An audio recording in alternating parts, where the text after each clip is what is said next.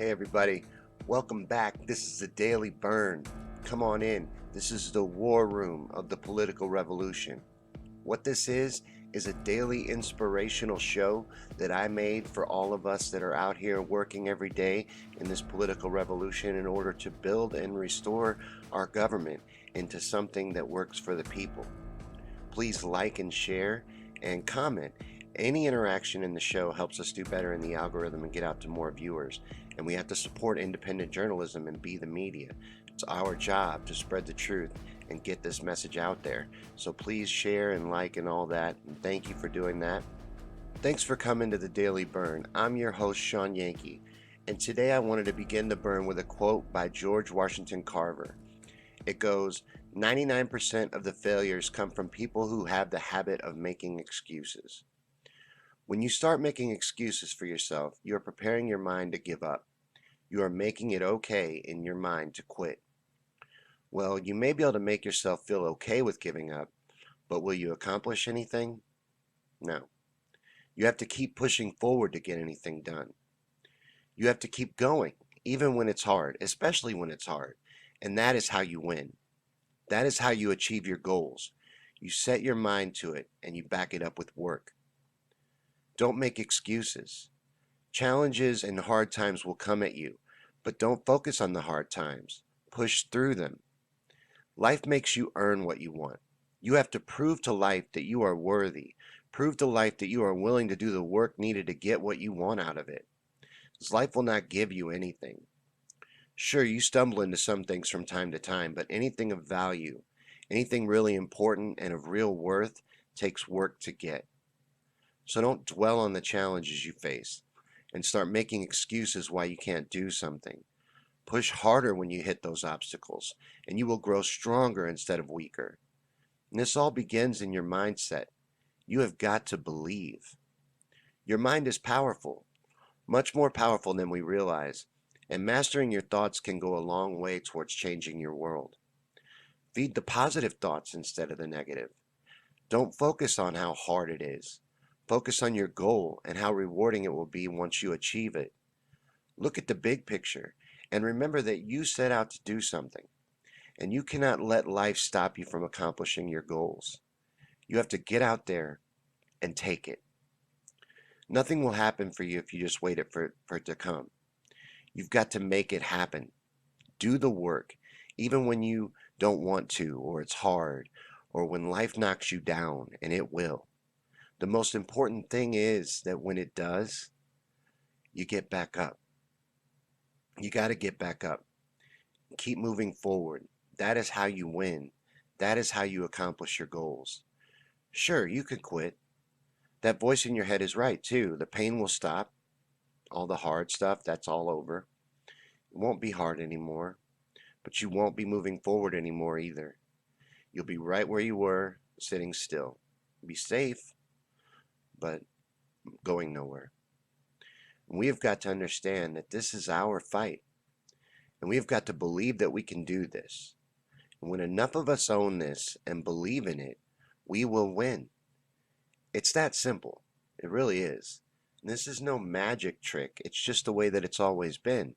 When the people stand united, they win. We've just been trained to believe that we're weak, split up and divided to keep us that way. But we're rising above it. More and more of us are awakening to what is happening in our world and are fed up and willing to put in the work to fix it. We see the opportunity that we're being given here, and we're going to grab hold of it with all that we've got and do all that we can to make sure that it happens.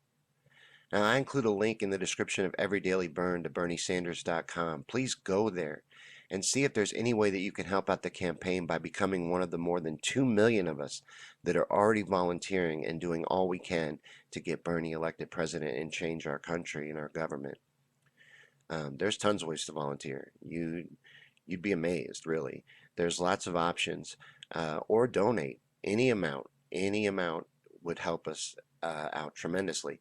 This is a completely publicly funded campaign, and it is disgustingly expensive to run for president, and we're up against big money. So donate if you can, but get a bumper sticker while you're there. They're about $4, I think, but You'd be amazed how many conversations that bumper sticker will bring up and how much excitement it spreads. And we need to inspire people. That is how we do it. It's really that simple. Millions of little things all adding up into a wave of momentum that will overwhelm this corrupt system. We will tear down this greed-driven system and rebuild it into one for the people. We will stop these endless regime change wars and unnecessary spending on an over-bloated military and focus instead on humanity's real enemies like climate change and pollution, poverty and injustice.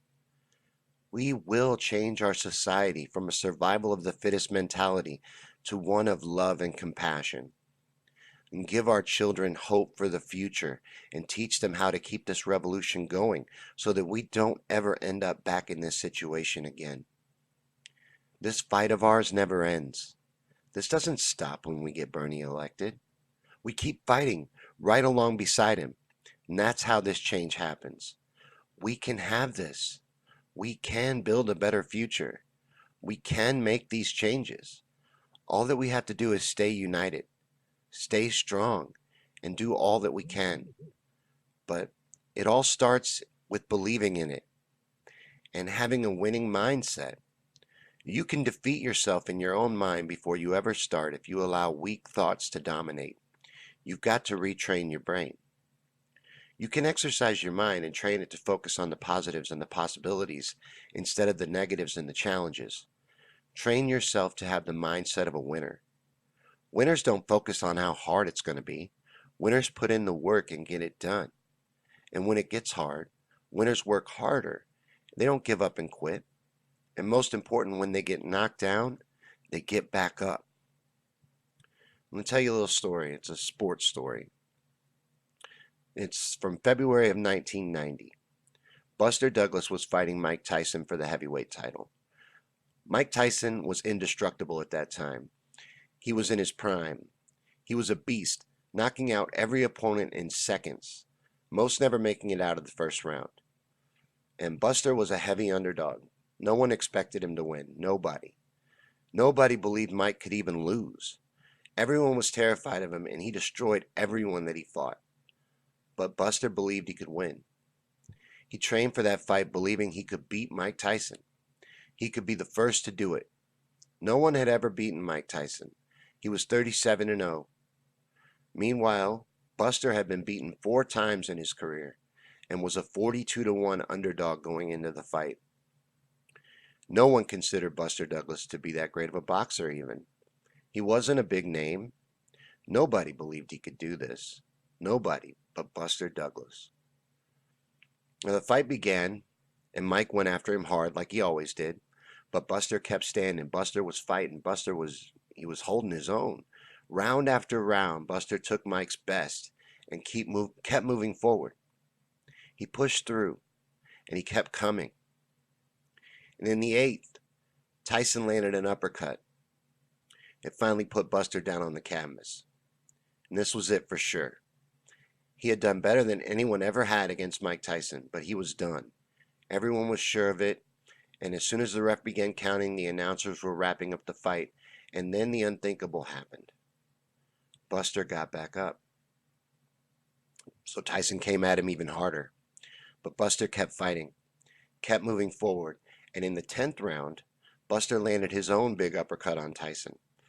And with Mike stunned, Buster finished him off. Buster Douglas knocked out Mike Tyson in the 10th round to become heavyweight champion because he believed in himself so strongly when no one else did. Well, no one but his mama, who in the post-fight interview he credited with what got him up. He had promised his mama he would beat Mike Tyson. He had promised her, and he believed he could do it. And that determination got him back up off the canvas. And he kept moving forward. And he did the unthinkable. He did something no one thought he would do. 42-1 underdog.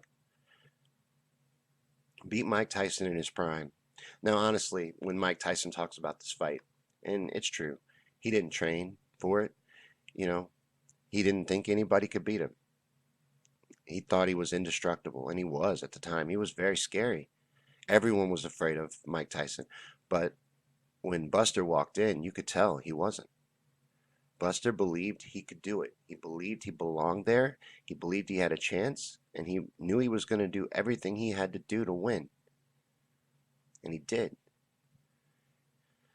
There's lots of stories like that, but I like that one. That's a good one. I happen to be a big fan of Mike Tyson's. I remember that. I was crushed. Mike was my hero, but Buster pulled something off that no one thought anybody could. And we're in a situation something like that, you know, and we're up against a beast too. We're up against our own Mike Tyson. We're up against a weaponized propaganda machine controlled by those that pull the strings. They spread their own narrative. They use it to brainwash the masses. But we're going to defeat it. We're going to rise above all of that. And I know it's rigged. I know that we're up against an enormous amount, and I know it's going to be hard. And I'm not telling you that any of those things aren't true. All of that exists. All of that is real. We all lived through a rigged election, a rigged primary. We all saw it happen. We know these realities. I'm not naive. I'm not oblivious to that. I get it. A lot of people accuse me of being that way, and I get it. You're not used to seeing a show like this. You're not used to hearing somebody talk about what you can do if you would just put in the work. You're used to hearing people talk about how hard it is, how much we're up against, what they've done to us. Stop being a victim. Stop thinking like a victim. Realize that you have the power to make a difference and put in the work and do it. Make the change you want to see. We can do this. We are doing this, and there needed to be a voice out there telling people that. So I created this show so there would be. Hopefully you're digging it, and hopefully it's motivating you and inspiring you and helping you to also believe that we can do this, that we can win, that Bernie Sanders is not lying to us, that this is the way that change has always taken place, and it's the only way change takes place. And when millions of us come together and stand united, we will win. Bottom line. Not Bernie. Us. This is our fight. We do this. We're electing Bernie Sanders. We need a whole lot more than just electing Bernie Sanders. We need to change our government from the ground up. We need to stand at Bernie's side moving forward and making our voices heard till we get these things, till we get healthcare as a human right to everybody, every citizen, every person in this country. Healthcare is a human right. The last thing you should be worried about when you need to go to the hospital is how much it's going to be. The last thing that should be on your mind when the doctor tells you that you're sick is, will I be able to afford the treatment? We need a living wage in this country. You can't have a capitalist society when you don't have consumers. But they don't care. The greedy will suck us dry. We have to make these changes. This is our fight. Nothing will change unless we change it. We have to stop them. This greed-driven system needs to come to an end. And we are going to make that happen. We are going to put in the work, and we are going to do it. And I'm going to be right here the whole time, making sure everyone understands that all we have to do is stay united, stay strong, believe it, put in the effort, and it will happen, because we will reach a tipping point and there will be nothing that they can do to stop us. But thanks again, everyone, for coming. And if you shared, thank you so much. That helps more than you know. This message needs to spread and get out there, so thank you.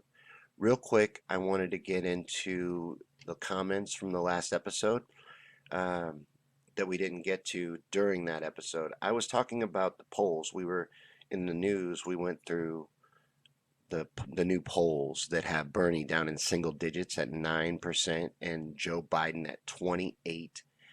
And Rob was here and said that the corporate polls are bullshit. I like that. They are complete bullshit.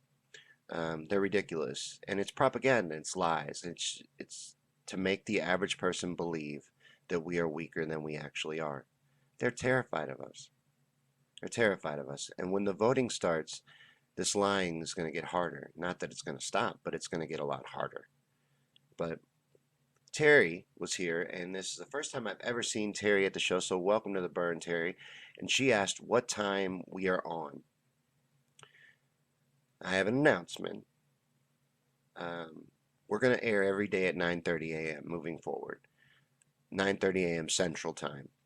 I have got to give us a time slot. I feel like that's one of the big things that's holding this show back from growing an audience is that we don't have a regular time slot. So every day now, Monday through Saturday, 9:30 a.m. Central Time, we will be here live for the premiere. I'm also thinking about adding a watch party at 3 p.m., but that's going to be harder to commit to. I don't know if I'll be able to do that. So on the days that I can do that, I'll do one later on in the day because there have been some people that talk about, well, I work nights and I can't get here in the morning. And people like to be here when I'm here watching it and comment and stuff like that. So the watch parties are fun for that. Now, I want to ask you guys a question, those of you who are here and regulars. The Sunday watch party. On Sundays, we do a watch party, and I play all the episodes of the week for anyone that might have missed them back to back. And it takes like 2.5, 3 hours. And I sit here for the whole thing, but like today, I was the only comment for 3 hours. And people just might not want to say anything, and I wanted to get the show more exposure. That's the idea behind the watch party. But what do you guys think? Is the watch party necessary? Should I just take Sundays off? Or is the watch party good? What do you think? I really like you guys' input. I'm an amateur. I'm making this show. I try to make it as good as I can and as entertaining as I can, but I'm making this show and I'm learning as I go. I wanted there to be a show like this, so I made one. And I don't know exactly what I'm doing, but I'm trying. I'm getting a little better as we go. Kyle was here again. Thank you for returning, Kyle. Kyle's a regular.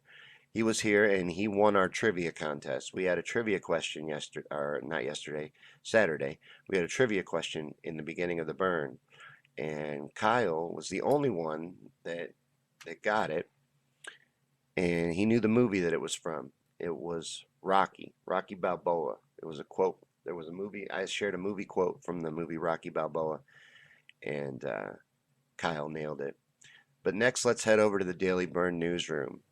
All right, here we are in the newsroom, and the first story I picked out to go over with you guys is a story from, I guess, Yahoo, and it's about how on Rogan, Bernie was on Joe Rogan, episode 1330. Go check that out. It's over 7 million views now, by the way. Anyways, he talked about how he would legalize cannabis if elected president, and he said he would do it through executive order. So this article here is talking about that, and it talks about how whereas President Trump, the expected Republican nominee for a second term, has wavered on his support for legalizing marijuana at the federal level, nearly all Democratic candidates have come out in support. But Bernie Sanders, who ran for the presidential Democratic nomination in 2016, ultimately losing to Hillary Clinton, one of his campaign promises was that blah, blah, blah.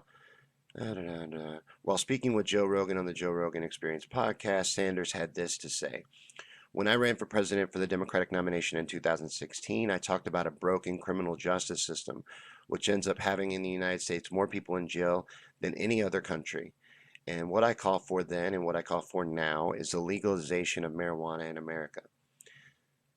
That marijuana is classified as the same as heroin is insane. Heroin is the killer drug. You can argue the pluses and minuses of marijuana, but marijuana ain't heroin. So we have to end that. And that's what I will do as President of the United States. I believe we can do that through executive order, and I will do that. And I'm excited to hear that. I think that's great. And I don't know why people think that's a new or weird proposition. The next one I picked out is a hit piece. It's from the Washington Examiner, and it says Bernie Sanders staffers manhandle press at the Iowa State Fair. And I'm going to read this by Joseph Simonson. Hold on. All right, Des Moines, Iowa. A campaign staffer for Bernie Sanders was screamed at by a local photojournalist who was repeatedly shoved following the Vermont senator's remarks at the Iowa State Fair. The confrontation erupted after members of the campaign relentlessly pushed the local journalist to make room for Sanders as he made his way to various attractions at the fair on Sunday. The press pool erupted in chaos as Sanders left the campaign event, which was hosted by the Des Moines Register. "Do not put your hands on me. You keep pushing me," the female photographer yelled at the staffer. Another journalist asked if a different female reporter was okay after she was pushed by Sanders' campaign workers many times. Security for the event, as well as members of Sanders' campaign, repeatedly grabbed and shoved members of the press. One staffer for the Des Moines Register pushed a gate into a reporter for the Washington Examiner after telling him that not all press would be allowed to follow Sanders around. In the press office, numerous journalists complained about what they saw as appalling treatment of the press. Following the scuffle, Sanders went on to buy and consume a corn dog from a local vendor. What a stupid article. I'm sorry. That was ridiculous. But that's what we're dealing with. That's what they call news, you know. Anyways, the last story we're going to end with today is from the Pittsburgh Post-Gazette, and it is about how Bernie Sanders dominates Democratic field in Pittsburgh area donors. Senator Bernie Sanders' position in the Democratic primary polls has slipped, it says, both in Pennsylvania and nationally, whatever, poll shit, right, Rob? But one bedrock of his campaign remains very strong, his fundraising ability. August filings to the FEC show that Mr. Sanders, as in the 2016 primary, continues to have an extremely large donor pool. Let's see, where do they get to the numbers? Mr. Sanders has an overwhelming lead, receiving $200,000 from 4,965 unique donors. A University of Pittsburgh student who has given to Mr. Sanders 22 times in small increments said that for her, it's always been Bernie.